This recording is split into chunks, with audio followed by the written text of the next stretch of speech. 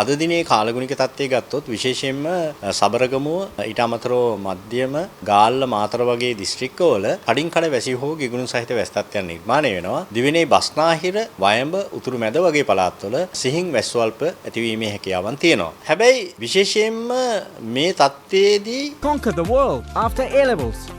Join IIT. Register now. දිවයින හරහා තියෙන සුළං තත්ත්වයේ වැඩිවීමක් අපේක්ෂා කරන්න පුළුවන්. මේකට ප්‍රධානම හේතුවක් අපිට මේ විශ්ලේෂණවල පෙන්නනවා. දිවයිනේ නැගෙනහිර තිරිකුණාමලයේ සිට ඊසාන දිශාවෙන් බෙන්ගාල බොක්ක ප්‍රදේශයේ පහළ වායුගෝලයේ කැළඹෙන ස්වභාවයක් ඉස්මතු වීමක් තියෙනවා. එතකොට මේ කැළඹෙන ස්වභාවයේ හේතු කොටගෙන තමයි මේ සුළං හමන රටාව වේගවත් වෙලා තියෙන්නේ. එතකොට මෙන්න මේ සුළඟේ වේගයේ හේතු කොටගෙන තමයි අපි අපේ දීවර සහෝදරයන්ට කියනවා පුත්තලමේ ඉඳන් කොළඹ හරහා පොතුවිල් දක්වාම වෙරළබඩ තීරයට ඔබ්බෙන් තියෙන මුහුදු තීරවල සුළඟේ වේගය පැයට කිලෝමීටර් 60-70 දක්වා ඉහළ යෑමේ තත්ත්වයකුත් තියෙනවා. ඊට අමතරව එම මුහුදු සීමාවේ මුහුදු රළ ඉහළ යෑමේ තත්ත්වය සාමාන්‍යයෙන් මීටර් 2.5 සහ 3 කියන තත්ත්වයක පවතිනවා. හැබැයි මේ තත්ත්වය හේතු කොටගෙන විශේෂයෙන්ම මේ දීවර හා නායකට යෙදීම අවදානම් තත්ත්වයක්. ඒ කියන්නේ යන්න එපා කියන වචනේ අපිට කියන්න සිද්ධ වෙනවා. ඒක ලොකු අපහසුවක් තමයි දීවර හා නායක ප්‍රජාවට. කෙසේ නමුත් මේ තත්ත්වය අපිට බලපානවා කියන එක කියන්න සිද්ධ වෙනවා. ඊට අමතරව අපි ගත්තොත් පුත්තලම ඉඳන්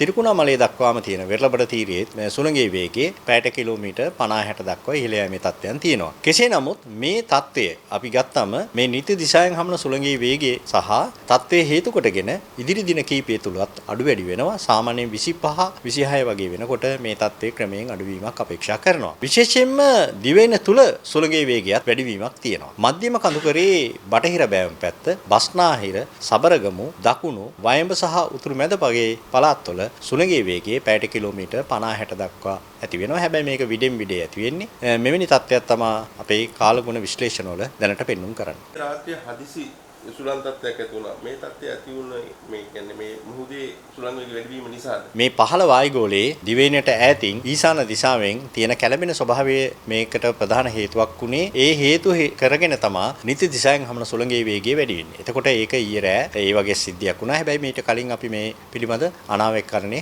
කරලා තිබ්බා. ඉතින් ඒ අනුව තමයි මේ සුළඟේ වේගයේ වැඩිවීමක් අපේක්ෂා කරන්න සිද්ධ වුණේ. දැන් අනාරක්ෂිත වහල් එහෙම තියෙනවා ගොඩක් වෙලාවට. මේ තත්ත්වය තුළ මේ දවස්වල එහෙම අවධානයෙන් ඉන්න ඕනේ ජනතාව. පැහැදිලිවම වහලවල් ගැලවී යාමේ සංසිද්ධි ගස්කොළන් කඩා වැටීම් යන සංසිද්ධි ඇති වෙන්න හැකියාවක් තියෙනවා. හැබැයි මට උපදේශයක් හැටියට දෙන්න පුළුවන්. විශේෂයෙන්ම සමහරක් වෙලාවට මේ වහලවල් ගැලවෙන එක වළක්වා ගන්න. තියෙනවා භෞතික විද්‍යාවේ ක්‍රමවේදයක්. මොකද හේතුව මේ සුළඟේ වේගය වහලට ඉහළින් තියෙන ස්තරයත් වහල ඇතුලේ, ඒ කියන්නේ ගෙදර ඇතුළත තියෙන ස්තරයත් සුළං වේගයේ සමාන තත්ත්වයක පවත්වා ගත්තොත් භෞතික විද්‍යාව කියනවා මේකට බර්නිලි කියන ඉෆෙක්ට් එක. ඒ අනුව මේ වහල ගැලවෙන්න උපකාරී වෙන ඉහළට ක්‍රියා කරන බලය අඩු කරගන්න පුළුවන්. ඉතින් ඒකට කරන්න තියෙන එකම දේ තමයි මේ සුළං හමන රටාවන් තුළ විශේෂයෙන්ම දහවල් කාලයේ අපිට පුළුවන් ගෙදර දොරේ තියෙන දොරවල් ජනෙල් ඇරලා තියන්න. එතකොට මේ සුළං වේගය උඩිනුත් යටිනුත් සමාන තත්යකටපත් වෙනවා. ඉතින් එවැනි දේවල් කිරීමේ අපිට මේක අවම කරගන්න හැකියාවක් තියෙනවා. ගස් කොළන් වල අතු කඩා වැටීම්